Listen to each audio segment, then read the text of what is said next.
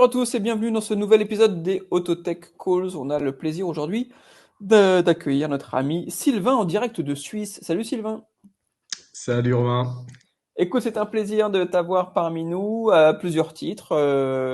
Déjà parce que tu fais un métier passionnant, parce qu'on a eu l'occasion de se tirer la bourre il y a quelques années quand j'avais l'aventure d'Epopass et que toi tu avais l'aventure Cache Sentinelle et que notre ami Vincent avait l'aventure Pécard.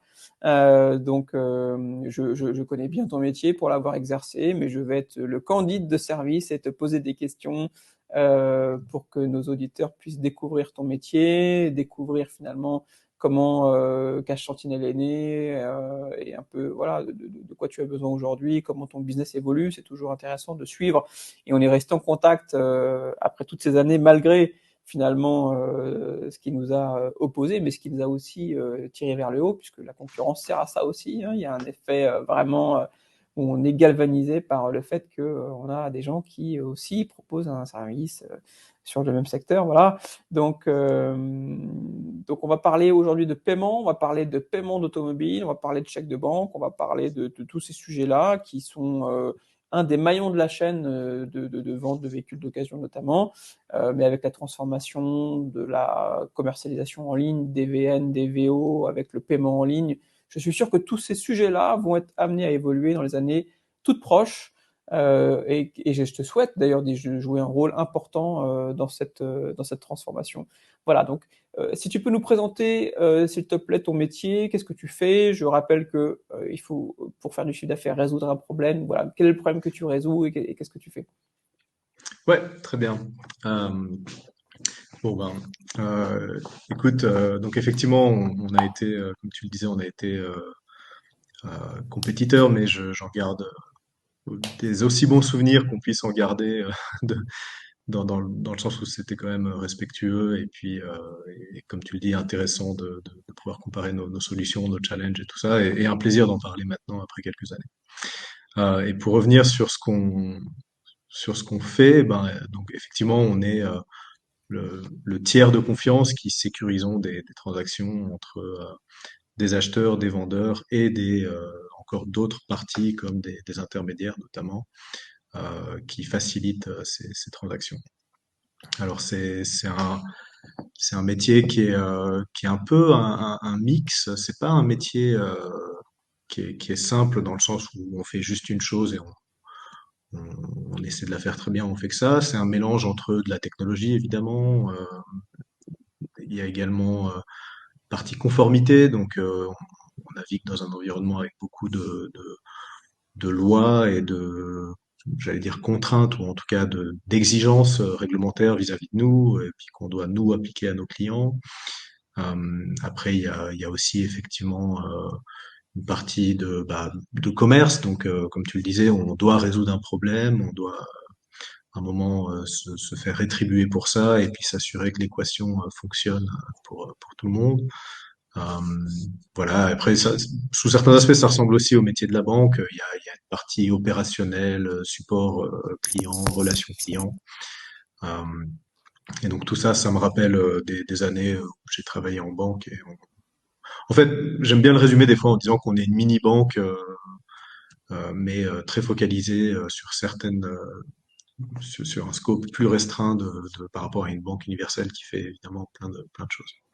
Sur un cas d'usage et sur une verticale bien précise. Et effectivement, on peut aussi estimer que les banques, étant universelles, ayant une multitude de problématiques à gérer, il y a des zones d'ombre, des faces un peu cachées sur lesquelles effectivement elles ne sont pas aussi performantes qu'elles le voudraient. Et donc peut-être qu'effectivement des solutions comme la tienne viennent finalement résoudre et apporter une solution avec une meilleure UX, avec une meilleure fluidité via effectivement aussi le digital qui permettent de résoudre des problématiques précises.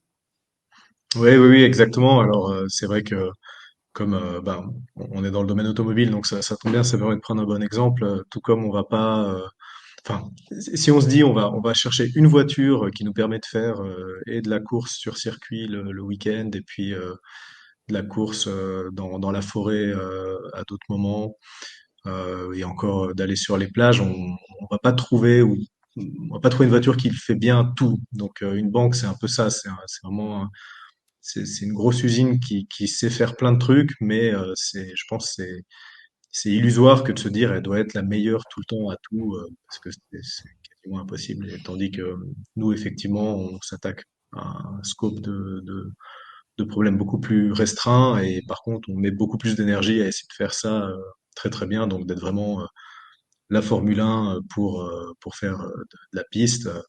Euh, voilà, comparé à une banque qui a beaucoup d'autres challenges. Ouais. Il paraît qu'on n'est jamais aussi bon que quand on est spécialisé. Donc, je pense que Voilà, ça rejoint un peu ouais. ça. Mais avant qu'on rentre dans le détail, est-ce que tu peux juste nous représenter de façon très factuelle le métier que tu fais? Je le connais bien, mais peut-être que tu peux éventuellement présenter. On est d'accord qu'il y a toujours l'étape réglementaire du contrôle réglementaire client, du dossier réglementaire client avec ce qu'on appelle le KYC, le KYB, la collecte des fonds, la séquestre des fonds, et que le gros avantage, c'est vraiment de remplacer le chèque de banque qu'aujourd'hui, personne ne sait vraiment distinguer le vrai du faux. Même les banquiers, d'ailleurs, qui bossent en agence ne savent même pas distinguer le vrai du faux puisque c'est un papier et qu'un papier, il n'y a que quand tu fais la compensation bancaire que tu te rends compte si les fonds sont là. Mais sinon, le papier, il peut être très bien imité et personne ne sait distinguer le vrai du faux, quoi. C'est un peu la roulette russe, finalement, d'utiliser un chèque de banque. Personne ne s'en rend compte parce que le chèque de banque a encore une très bonne image. Mais un dimanche matin sur un parking d'hypermarché, pour une somme de 20 000 euros, c'est ultra, ultra risqué de se faire payer par chèque de banque. Oui, non, non, tu résumes bien le point. Bon, il y a des risques parce que c'est pas quelque chose qu'on fait très souvent, donc les gens ne connaissent pas. Comme tu le dis, le pire, c'est que les banquiers eux-mêmes, dans des expériences, il a été montré qu'eux-mêmes, des fois, ont du mal à discerner un vrai d'un faux chèque sans des moyens plus avancés. Donc voilà, c'est un peu un anachronisme, ce chèque. Et, bon. Après, heureusement, il y a aujourd'hui une complexité qui s'est instaurée dans les transactions, peut-être un peu depuis le Covid, avec les restrictions de déplacement et ce genre de choses. Les transactions se font plus volontiers à longue distance. Et donc, c'est vrai que la tentation de faire des virements, parfois même des virements instantanés maintenant, peut paraître une bonne solution pour résoudre le problème qui était résolu à l'époque par le chef de banque.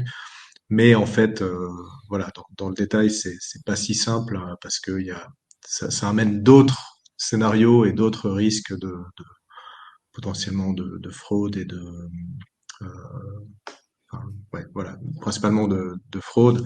Et donc, c'est là où on apporte une solution qui enlève voilà, qui enlève ces risques pour les consommateurs et aussi pour les professionnels du secteur. Le gros avantage, c'est le compte séquestre. C'est-à-dire que c'est ça qui a été une vraie rupture finalement, c'est avec cette directive européenne, la capacité effectivement offerte à des plus petites structures que des banques, des notaires ou des huissiers de faire du séquestre de fonds. Et donc le gros avantage avec ta solution, c'est que l'argent transite par toi et qu'une fois que l'argent est là, tu es en mesure de certifier que le compte est là et que tu paieras le vendeur du véhicule une fois qu'il aura signé le certificat de cession. Ouais, c'est exactement ça. Et en plus, si tu veux, de juste la partie tuyauterie bancaire, de dire qu'il y a un compte séquestre où on reçoit l'argent de l'acheteur et puis effectivement, après on présente au vendeur d'une façon ou d'une autre le fait que cet argent est là et qu'il pourra le recevoir. Euh, alors nous, enfin, on va un peu plus loin dans la mesure où on fournit toute une plateforme qui permet effectivement de créer ces transactions et de les faire vivre sur la plateforme jusqu'à leur débouclement complet.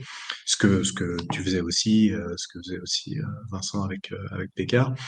Euh, voilà, nous on s'est pas mal enfoncé dans la brèche en fait des intermédiaires, donc de professionnels qui font de l'intermédiation pour leurs clients.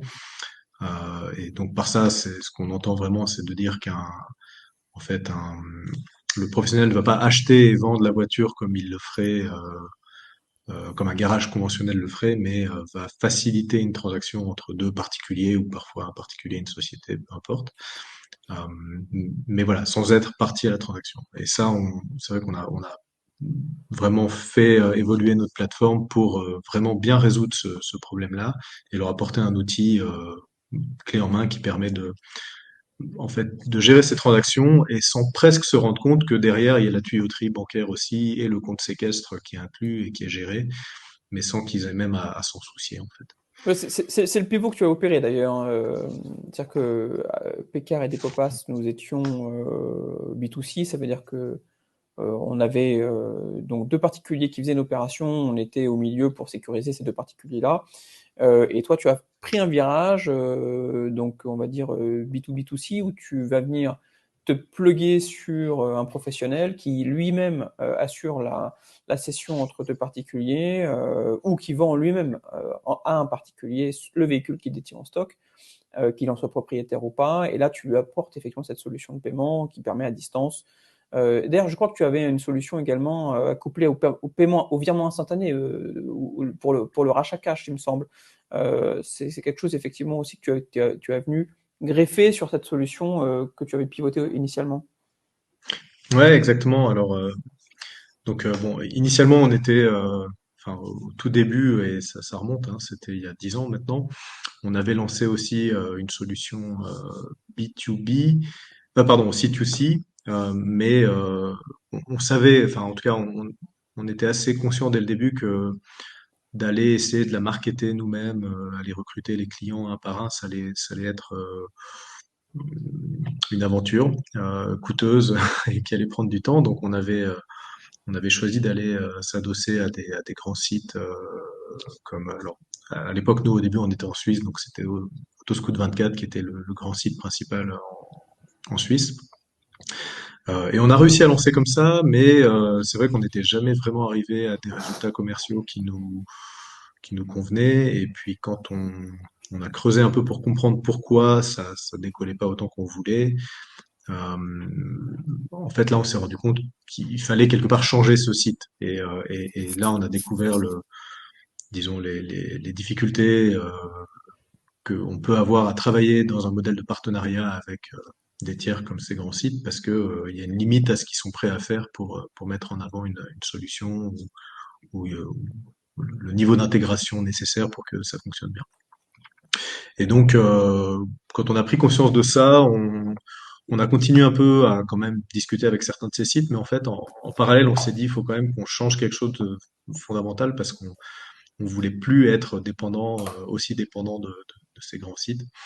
Et donc c'est là où, un peu par, j'ai envie de dire, hasard entrepreneurial, à force de chercher des solutions pour pivoter et trouver un angle qui fonctionnait, effectivement, on a trouvé un angle avec les intermédiaires, qui sont en fait un peu comme ces sites, hein, sauf qu'ils ont ils ont un côté un peu plus physique, avec effectivement des agences physiques. Pour la plupart, il y en a aussi qui sont sans agence physique, mais en tout cas avec des personnes dédiées qui s'occupent de vraiment créer enfin de faire le matchmaking, de faire les rencontres entre les acheteurs et les vendeurs et de les aider l'un et l'autre pour tout ce qui est remplir les papiers et même de rajouter des garanties et tout ça. Donc voilà, on a trouvé notre pivot avec ça et on s'est bien enfoncé dans la brèche dans le sens où on a complètement pivoté l'outil pour bien répondre à ce challenge.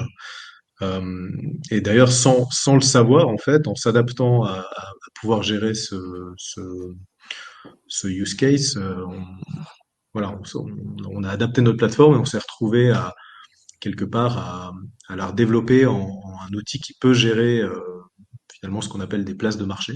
Euh, et ça, c'est parce que finalement, on paye pas que le vendeur, il y a aussi évidemment une commission qui part auprès du professionnel entremetteur. Et donc ça, c'est un point intéressant parce que ça nous a emmené plus tard encore d'autres clients qui ont regardé ce qu'on faisait sur l'automobile et qui ont dit, ah, mais c'est intéressant ce que vous faites. Et puis, est-ce qu'on peut le faire pour autre chose que l'automobile? On s'est dit, ben, tiens, oui, pourquoi pas. Et c'est comme ça on s'est retrouvé à adapter la plateforme à encore d'autres use cases au-delà de l'automobile aujourd'hui. Oui, grâce notamment aussi aux partenaires financiers que tu as, alors financiers, enfin financiers et réglementaires, qui en fait te laissent une grande liberté et qui, euh,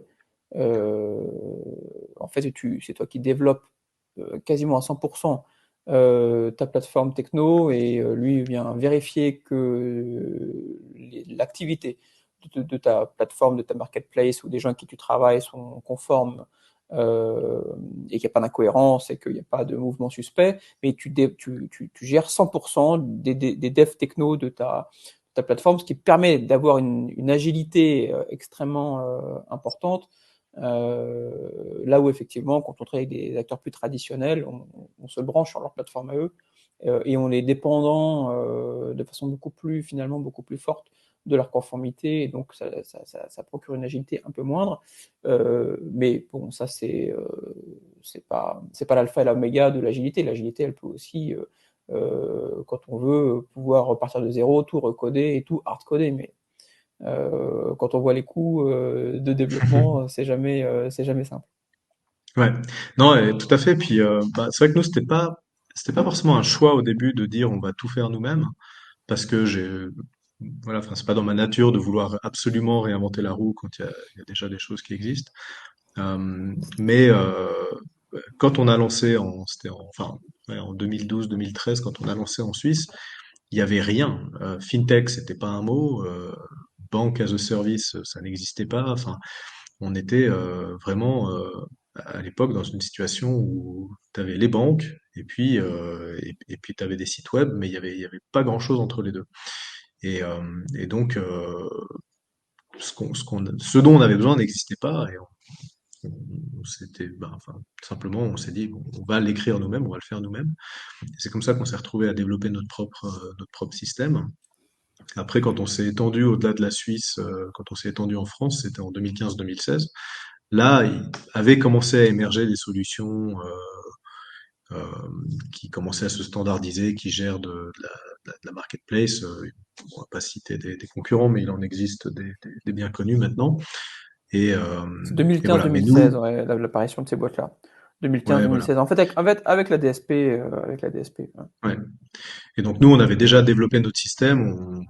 Quelque part, on avait bien investi dans cette voie-là. On n'avait pas envie de mettre tout ça à la poubelle et puis de repartir sur le truc de quelqu'un d'autre qui allait en plus nous apporter les contraintes que tu as mentionnées, d'être dépendant de leur temps de validation et tout ça. Donc on a trouvé effectivement pour notre arrivée en Europe, on avait trouvé un acteur qui était pas très grand, mais voilà, qui avait cette particularité d'accepter le modèle où on arrive avec notre système, alors il nous demande un certain nombre d'informations qu'on sort du système régulièrement, mais voilà, ils se satisfont de ça et ils nous laissent grandement la liberté dans l'opérationnel et la conformité sous leur contrôle. Ils peuvent regarder autant qu'ils veulent, ils vérifient, ils auditent, mais fondamentalement, on restait maître de la plateforme. Et ça, c'est vrai que c'était une force qui nous a permis sur certains points, de pouvoir nous adapter, je pense, plus vite que ce qu'on aurait pu faire avec une solution. C'est un vrai atout. Ouais, ouais, Ouais, c'est un vrai voilà. atout. C'est un vrai atout. Alors, de quoi tu as besoin aujourd'hui? Est-ce que tu as besoin de fonds? Est-ce que tu as besoin de partenaires particuliers? Est-ce que tu as besoin de recruter des profils particuliers? De quoi tu as besoin aujourd'hui? Ouais, écoute, à peu près tout ce que tu viens de dire. D'accord? Non, non, non, mais non, mais on est, bon, nous, aujourd'hui, on est une société qui est à l'équilibre, donc, tu vois, on n'est pas désespéré de trouver le prochain tour de financement. Par contre, c'est vrai que, bon, bah, d'être à l'équilibre, on n'a pas non plus on n'a pas de quoi réinvestir des sommes faramineuses dans des nouveaux produits, des nouvelles choses. Donc ça, c'est vrai que on peut le voir un peu comme un frein parce qu'on se dit ah oui tiens il faudrait qu'on fasse ceci, cela, ce serait tellement bien, ça nous permettrait de toucher tel marché, mais voilà on est limité dans la façon dont on peut le faire. Cela dit, ça souvent je me rends compte que ça a aussi du bon d'être d'avoir ces limites parfois parce que bah, ça nous apprend à savoir faire les choses de manière frugale et à faire des tests de manière frugale. Donc voilà, c'est pas toujours une mauvaise chose. Ah, l'école de la rentabilité. Aujourd'hui, c'est maintenant que l'argent n'est plus magique, ne tombe plus du ciel, toutes les startups sont effectivement focus sur la renta. Ils Ouais. redeviennent un peu les pieds sur terre. Et c'est vrai qu'une croissance organique avec un capital qui n'est pas ouvert aux extérieurs, qui est autofinancé, voilà, ça fait partie aussi de ce que les entreprises, l'ensemble des entreprises doivent arriver à faire le plus rapidement possible. Ouais, ouais. Et non, non, mais c'est vrai, oui, on voit là autour de nous oui, on voit que c'est dur. Tous ceux qui étaient loin de la rentabilité, soit parce que ils vivaient d'une levée de fonds à l'autre, ou juste dans leur business plan, ça devait arriver que dans 3 ans. Oui, c'est plus compliqué. Donc nous, au niveau timing, on a cette chance qu'on était on était proche au début de l'année, puis voilà, dans le courant de l'année, on l'a atteint, et aujourd'hui, ouais, c'est un élément qui est rassurant pour l'avenir. Parce que c'est vrai qu'effectivement, on voit que les sources de financement sont moins faciles à obtenir qu'il y a juste un an, hein. Donc, C'est sûr, c'est ouais, sûr. tout à fait. Alors, comment tu vois les choses, Sylvain, pour la suite? La news hier là, qui est sortie, c'est que, par exemple, BMW et Mini vont vendre des véhicules au même prix partout en Europe. C'est-à-dire que la guerre des remises en concession est terminée. Les contrats d'agents vont arriver et monter en puissance. Moi, je vois les constructeurs vendre du VN en direct là, dans les mois qui viennent, le VO également, puisque Mhm.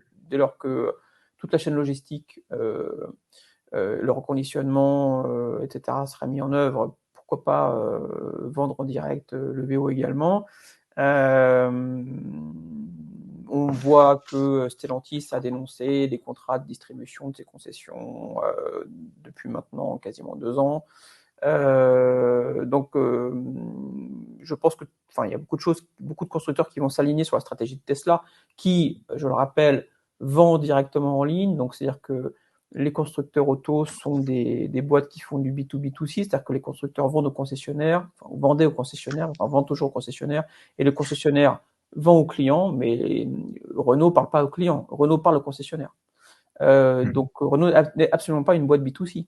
Là où Tesla est une boîte B2C, hein, ce qui est quand même un changement majeur. Quand tu achètes une Tesla, tu fais un virement à Tesla sur un IBAN d'ailleurs. C'est ton métier sur un IBAN qui est propre à chaque client. Une fois que le véhicule est payé, Tesla livre le client. Alors, ok, Tesla ne livre pas le client avec un moment émotionnel, avec une bouteille de champagne, etc. Et il te le livre à Paris dans un site avec un Algeco à Valenton. Ok, il n'y a pas de moment émotionnel. Mais la vérité, c'est que Tesla livre le client en direct, entretient la voiture en direct, puisque si tu as une problématique, Mhm. dans l'appli, tu fais venir un ranger chez toi ou à ton bureau et qui te répare ton véhicule, et c'est Tesla qui s'en occupe. Donc, Tesla est une vraie boîte B2C. Tesla ne fait pas de publicité, mais c'est une vraie boîte B2C. En tout cas, le secteur va se transformer. La distribution va être radicalement transformée. Je pense qu'il y aura voilà, une espèce de convergence vers ce qui fonctionne aujourd'hui et que les constructeurs chinois, quand ils vont arriver, certains vont utiliser les anciens modèles pour aller vite, mais certains vont utiliser aussi les nouveaux modèles avec des call centers qui vont prendre les appels, il y aura des essais à domicile, des livraisons à domicile, et pourquoi passer par une concession. Donc, est-ce que toi, dans cette transformation-là, dans ce nouveau modèle-là, tu vois le paiement évoluer? Est-ce que tu penses que tu as une place à jouer? Comment est-ce que tu vois les choses évoluer? Ouais. Ouais, écoute, je pense, enfin, en tout cas, nous, ce qu'on voit déjà depuis des années, c'est que effectivement le départ du modèle traditionnel, concessionnaire, constructeur, et puis les concessionnaires ont la relation client, est déjà bien amorcé. Ça va mettre du temps parce que c'est pas quelque chose qui se fait comme ça en une année, mais c'est clair, le mouvement est engagé, et puis il va s'accentuer, je pense. Ce qu'on voit, c'est qu'il y a effectivement alors, il y a des nouveaux acteurs. Nos clients aujourd'hui sont pour la plupart ce qu'on pourrait qualifier de nouveaux acteurs, même si certains ont déjà 10 ans, mais je veux dire, voilà, ils sont pas, ils sont pas là depuis 50 ans. Ils sont beaucoup plus récents que les acteurs traditionnels.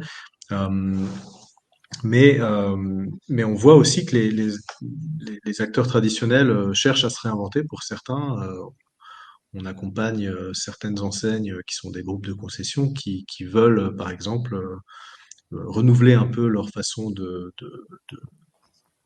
faire le commerce, et qui acceptent que ça va changer, et donc préfèrent faire un peu d'auto-cannibalisme enfin, voilà, du cannibalisme, plutôt que de laisser d'autres marques s'implanter, et qui s'essayent à des nouveaux modèles comme celui de l'intermédiation dont on discutait. Donc ça, c'est intéressant. Donc concrètement, ils ouvrent des agences automobilières, ils ouvrent des agences Iwego, ils ouvrent des agences qui étaient historiquement des agences C2C. Oui, ou alors en tout cas, ils rajoutent à leur concession un petit coin qui va être avec une ou deux personnes en charge de faire du commerce en mode intermédiation. Donc, D'accord, tu du vois, dépôt-vente ou des choses comme ça ou... voilà, ouais. Mais en fait, tu te dis, est-ce que c'est juste voué à rester un petit coin comme ça, ou est-ce que ça pourrait être finalement, tu vois, une partie qui, à 5, 10 ans, va prendre de plus en plus de place par rapport au reste de la concession qui actuellement est le gros du commerce de l'entreprise. Donc c'est une vraie question, ça, tu vois, ça commence, mais Ouais. Non, mais est-ce que c'est un changement majeur parce que d'un côté, tu es dépendant du constructeur auto avec des chartes à respecter, avec des véhicules qui te sont livrés par le constructeur, avec une démarche où tu représentes le constructeur. Quand tu vends une Peugeot dans telle ou telle ville, tu as la signature du concessionnaire souvent, mais la vérité, c'est que les gens achètent une Peugeot. Ils achètent pas en fonction du nom de la concession. Et donc là, ça veut dire que le concessionnaire se met à porter seul une activité sous sa propre marque ombrelle et avec un PNL propre pour arriver finalement de façon très indépendante du constructeur à développer son propre business. Donc c'est quand même même si c'est petit, même si c'est une ou deux personnes dans un coin, c'est quand ouais, même un changement, à mon avis, assez majeur pour eux. ouais, c'est comme ça que je l'ai interprété. Et puis, bah, tu vois, les intermédiaires qu'on accompagne, on voit qu'il y en a quand même de plus en plus. Il y a différents réseaux, il y en a des assez grands à l'échelle nationale. Il y en a d'autres qui sont un peu plus régionaux, mais qui sont en croissance. Et on a toujours un peu l'impression, on se dit, ah tiens, on a à peu près fait le tour des réseaux, on n'a pas raté. Et puis on en voit un nouveau arriver, ou on en découvre un nouveau des fois qui est là depuis quelques mois. On voit que c'est quand même ça, en tout cas dans le domaine des transactions d'occasion, sans parler de tout ce qui est les nouvelles distributions de véhicules neufs, comme tu disais avec Tesla. On voit qu'il y a de l'évolution et le modèle sur lequel on travaille a visiblement tendance à se développer. Donc ça, c'est plutôt une bonne chose de notre point de vue. Quelque part, ça me surprend pas parce que c'est vrai que par rapport à l'approche des sites complètement en ligne, où on dit, ben, t'es vendeur, tu viens mettre ton annonce, ou t'es acheteur, tu viens consulter des annonces, et puis tu te débrouilles, tu passes ton après-midi, tu fais une sélection de 15 annonces, tu passes 15 coups de fil, et après, il faut organiser la rencontre, et puis après, il faut te poser la question de, alors, le paiement, mais les garanties, le financement, tout ça, c'est vrai que le, le, le principe d'avoir quand même un professionnel au milieu, quel que soit le modèle, c'est qu'il va pouvoir t'aider avec tout ça, il a l'habitude, il en fait toute la journée. Et donc ça, je pense que c'est une bonne. Je pense que, en tout cas, il y aura toujours un marché pour ça. Il y aura toujours des gens qui seront prêts à payer plus pour avoir le service clé en main de respectivement vendre ou acheter son véhicule. Et voilà. Donc nous, effectivement, on fournit la plateforme qui permet de faire ça. Aujourd'hui, on supporte différents modèles donc, alors, toujours, enfin, le plus souvent avec de l'intermédiation, effectivement, c'est quand même le gros du lot. Mais comme tu le disais tout à l'heure un peu plus tôt, on voit aussi que dans les nouvelles habitudes pour les professionnels, il y a l'achat particulier. C'est arrivé un peu disons, en milieu sortie de Covid, quand tout d'un coup les stocks enfin les arrivées de VN et puis les stocks de VO étaient un peu secs. Ils se sont retrouvés à se dire, zut, comment on fait pour avoir des véhicules sur le parking et avoir des véhicules à vendre. Euh, et là est né le besoin d'être meilleur à aller acheter des véhicules auprès Ouais, des ce particuliers. qui était aussi un changement majeur, hein. C'est-à-dire Ouais, que, ouais, ouais, non, c'était. enfin, je veux dire, là, pour que le vendeur en concession se mette à appeler des particuliers pour acheter sa voiture, c'est Ouais, vraiment, à mon avis, et je pense qu'ils avaient jamais imaginé faire ça, mais de la même façon qu'on avait jamais imaginé rester bloqué 6 mois confiné chez nous. Ouais, Voilà. Mais c'est vrai tout à que fait. Ouais. une des conséquences aussi des retards de VN comme ça, où tu as un vendeur qui est là et qui signe un bon de commande parce qu'avec 12 ou 14 mois de livraison, en fait, bah, ça veut dire que les commerciaux en fait ne vendaient plus ou pas assez et qui sont pour beaucoup partis parce que beaucoup en fait rémunérés à la commission. Ouais. Ouais, tout à fait. Et non, non, ouais, c'était lunaire pour nous que de voir des enseignes nous contacter en disant, en fait, on est un peu en train de se familiariser avec un nouveau métier qui est comment on séduit des particuliers à nous vendre leurs véhicules, alors qu'avant, ils venaient, ils sonnaient à la porte. On était là assis dans nos fauteuils, on attendait que ça vienne. Ouais, c'est Et, des et- boutiquiers, et ouais, voilà. bien Et là, sûr. tout d'un coup, c'est complètement inversé. Ils faisaient du rachat, mais ils avaient l'habitude de le faire justement auprès des gens qui venaient à eux. Et Avec là, un tout d'un Argus coup, -15, avec un Argus -15, bien sûr, -20, des bien frais de sûr, remise en bien sûr. état, donc avec des prix vraiment ratatinés, quoi. Ouais. Et donc ça, ils ont dû. Mais bravo, hein, il y en a qui ont réussi quand même à être très créatifs pendant le Covid. J'étais assez impressionné. Euh, et justement, il y en a qui sont venus nous voir, qui ont dit, ah tiens, mais est-ce qu'on peut utiliser votre solution pour aller racheter des véhicules chez les gens? C'est-à-dire qu'au lieu de leur dire, vous emmenez votre véhicule à je sais pas où, ils pouvaient, grâce à notre outil, ils pouvaient leur dire, on vient chercher votre véhicule devant chez vous, et puis vous inquiétez pas, vous êtes payé au moment où il monte sur le camion, vous recevez l'argent. Donc ça, c'est ce qu'on a effectivement mis en place pour ce cas-là. Et aujourd'hui, le particulier qui voit son véhicule embarqué par un chauffeur quelconque qui connaît pas, qui a pas une enseigne pignon sur rue, bah, on peut apporter la réassurance il a de l'argent sur son compte bancaire à lui au moment où le véhicule est en train de partir.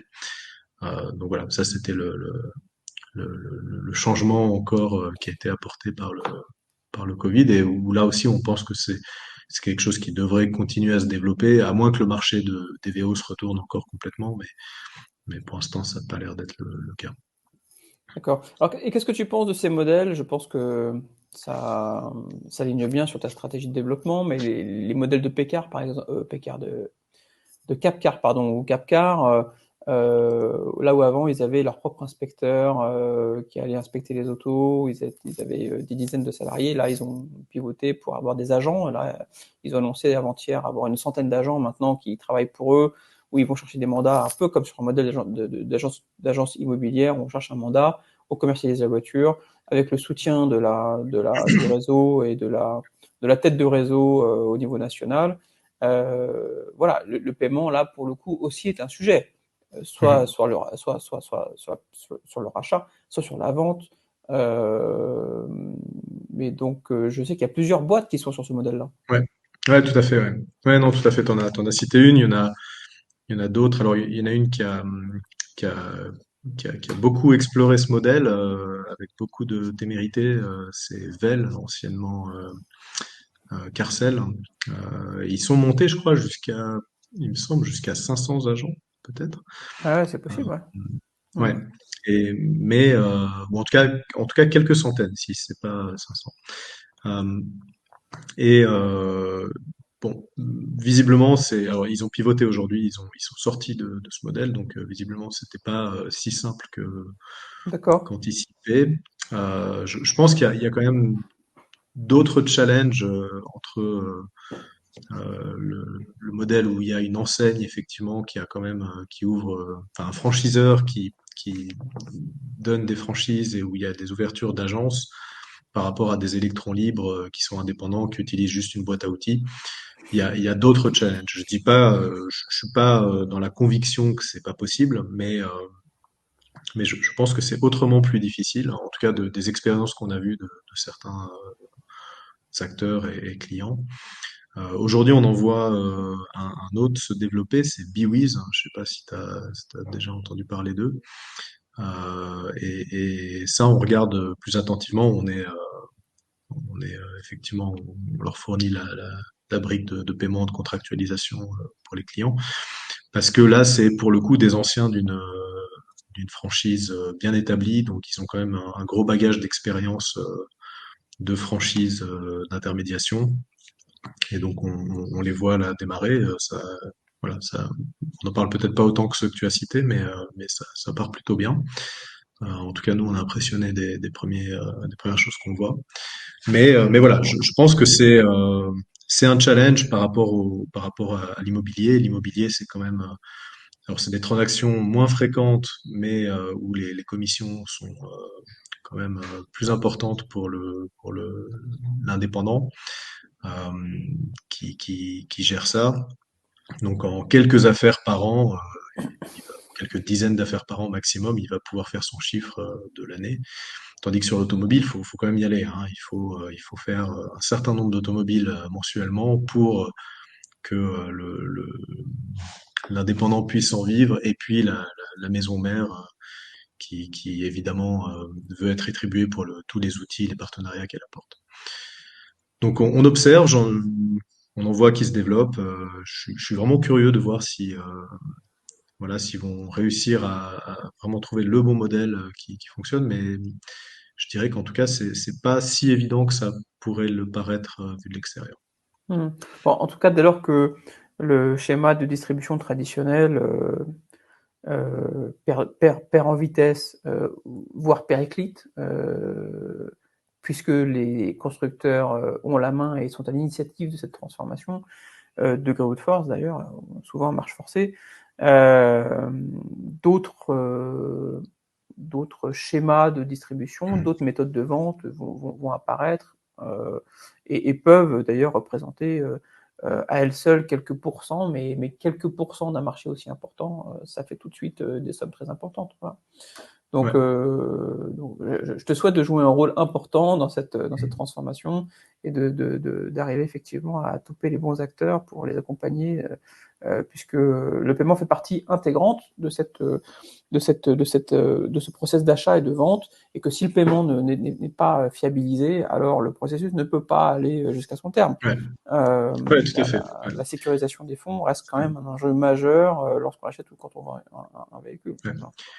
Et puis le paiement et la plateforme, parce que c'est vrai que aujourd'hui, tu vois, t'as des acteurs sur le marché qui sont bien établis et qui ont dépensé des millions pour se développer une plateforme qui permet de faire un peu tout, mais voilà, ils ont toute une équipe IT et ça leur a coûté des millions.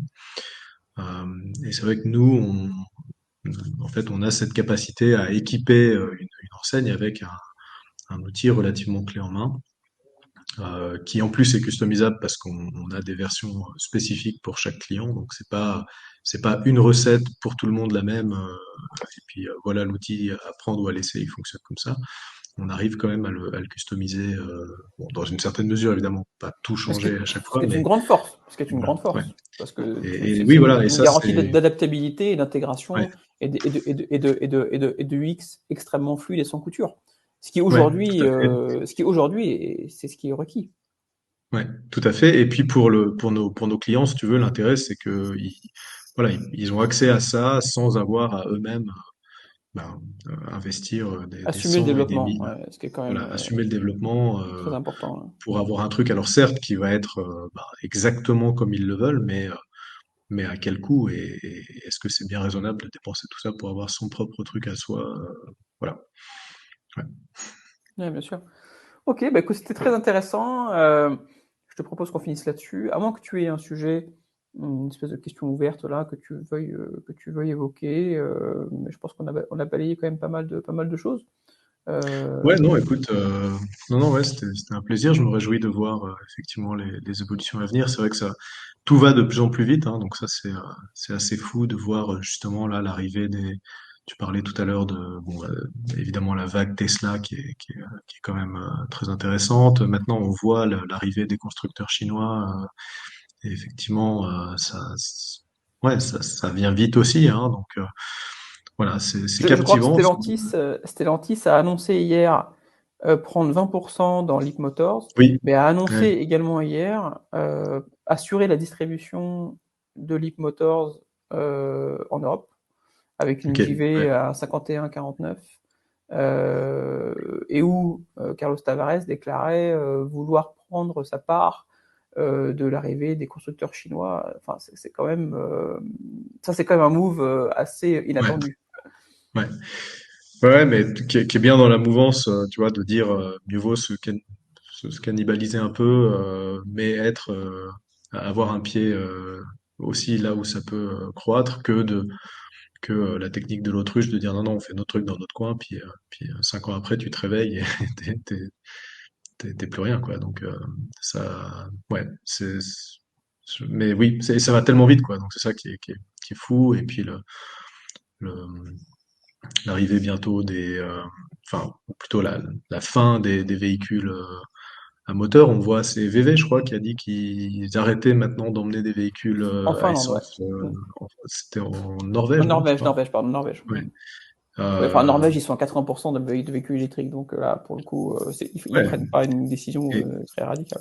et ça, pourtant, sur un territoire qui a des grands froids, tu vois, l'hiver, alors que quand tu as une batterie, tu vois, je sais plus, c'était dans le nord-est, là, quand il y a eu des États-Unis, quand il y a eu des grands froids, les véhicules électriques faisaient plus que 100 km au mieux.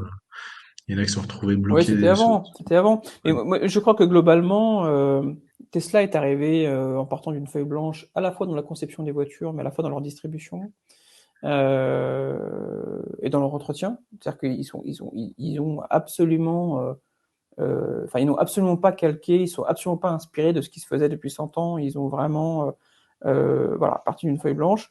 Et Ouais. je pense que bah, ça génère des couacs, hein, c'est-à-dire que tout n'est pas parfait, ok, mais il y a comme une efficience derrière ça qui est extrêmement forte. Et je crois vraiment que on va assister à une convergence des constructeurs historiques vers cette nouvelle approche de fonctionnement, et que ça va générer des changements radicaux, Ouais. mais qu'en fait, force est de constater que les chiffres de vente étant là, la profitabilité étant là, je ne vois pas comment les anciens modèles vont pouvoir résister aux nouveaux modèles. Les gens aujourd'hui commandent en ligne, achètent en ligne, utilisent leur appli. C'est la techno qui a changé. Les Ouais. gens ont changé parce que la techno a changé. Et c'est un nouveau siècle. Et voilà. Et donc, Ouais. La il y a un révolution est en moment, marche et on va c'est ça, pas, quoi. ouais, Voilà. elle Il n'y va a pas pas de sujet, s'arrêter. quoi. T'as vu le CEO de Ford qui expliquait que eux, ils assemblaient des véhicules où il y avait, je sais plus, 150 sociétés différentes qui développaient du code et que oui, tout fonctionne bien parce que chacun fait bien ce qui était prévu, mais personne chez Ford n'avait la vue globale de qu'est-ce qui est développé en quoi et comment on peut obtenir telle donnée de telle partie de la voiture. Et Ah donc, ben, ils devaient non, repartir de zéro pour être le, compétitifs avec Tesla le sur leurs données. savoir-faire n'est pas chez eux. Ouais, bon, Chez VV, c'est Conti qui a beaucoup développé l'OS, etc. Mais la Volkswagen ID.3, VV n'a écrit que 10% des lignes de code ok, de ouais, cette auto. Ce qui est quand même ce qui est quand même un problème crucial, puisque ton métier ouais, aujourd'hui, c'est d'écrire du code. Enfin, pas que, mais demain, dans le software, c'est quand même une grosse partie de ton métier, au moins 50% de ton métier. C'est d'ailleurs le métier de Tesla. C'est-à-dire qu'à la fin, ils produisent une voiture, mais il y en a qui ont développé un software et comme une voiture autour. Alors là où les constructeurs historiques exactement. produisent une voiture et à la fin mettent un ordinateur dedans, à la fin il y a Ouais. une voiture, mais c'est pas le même métier. C'est là où il y a C'est eu pas un changement de forcément. paradigme et les anciens s'en rendent compte, enfin les historiques, les constructeurs historiques s'en rendent compte un peu tard et le temps de remettre ça en avant, enfin, de remettre ça là où C'est ils aussi souhaitent. différence générationnelle. Je discutais hier avec quelqu'un qui bosse avec Amazon et il me dit je bosse toujours avec Amazon. Je n'ai jamais vu quelqu'un de plus de 40 ans chez Amazon. Et c'est un rouleau compresseur, c'est une machine de guerre. Quand tu as 45 Ouais, ans, tu es vraiment parmi la pyramide des âges, tout en haut de la pyramide des âges. Chez les constructeurs historiques, à mon avis, tu as la pyramide des âges est un peu inversée, tu vois. Et donc ça veut dire qu'il faut qu'il y ait des changements radicaux au niveau du board pour arriver à comprendre et prendre des gens qui comprennent ces enjeux-là. Mais ça, alors ça, culturellement, et vu que ça fait 25 ans que tu attends d'être chef, c'est pas maintenant que tu es chef que tu vas dire non, mais en fait, je vais prendre les conseils d'un gamin qui vient d'arriver et qui a 35 ans. Bah si, en fait, parce que sinon tu vas mourir, donc voilà. ouais. Donc, Bon, une fois que les chiffres commencent à baisser, enfin, s'ils attendent jusque-là, en général, là, tout d'un coup, ah bah oui, mais c'est, tu sais, sont en panique, mais on c'est dit un peu trop tard. on change les tuiles d'un toit, les tuiles d'un toit par beau temps. D'accord? Donc Ouais, si tu attends qu'il pleuve exactement. pour changer les tuiles d'un toit, c'est trop tard. Si tu attends d'être dans une situation financière extrêmement compliquée pour faire des investissements en matière d'innovation qui vont porter les fruits dans 10 ans, et ben c'est Mm. mort. Ok, donc en Ouais, fait, c'est maintenant qu'il faut le faire, et c'était peut-être même avant qu'il fallait le faire. Donc ouais, l'avenir nous le dira. Voilà. En tout cas, c'était un plaisir, cher Sylvain, d'échanger. C'est toujours un plaisir d'échanger. Je te souhaite le meilleur dans le pareillement. développement de Cache Sentinelle, puisque maintenant que moi j'ai vendu à BPCE, maintenant que notre ami Vincent a vendu au Bon Coin, on va dire que tu es le digne héritier de ce métier-là. Et donc c'est pour ça que et Vincent et moi, je sais qu'on est on est très friand de nouvelles de ta part, et on souhaite vraiment que tu réussisses, mais tu es en train de le faire, donc bravo pour ta persévérance. Très bien, bah écoute, merci beaucoup et c'était un plaisir aussi d'échanger avec toi sur ce podcast. Super. Merci Sylvain. À bientôt. À bientôt. Ciao.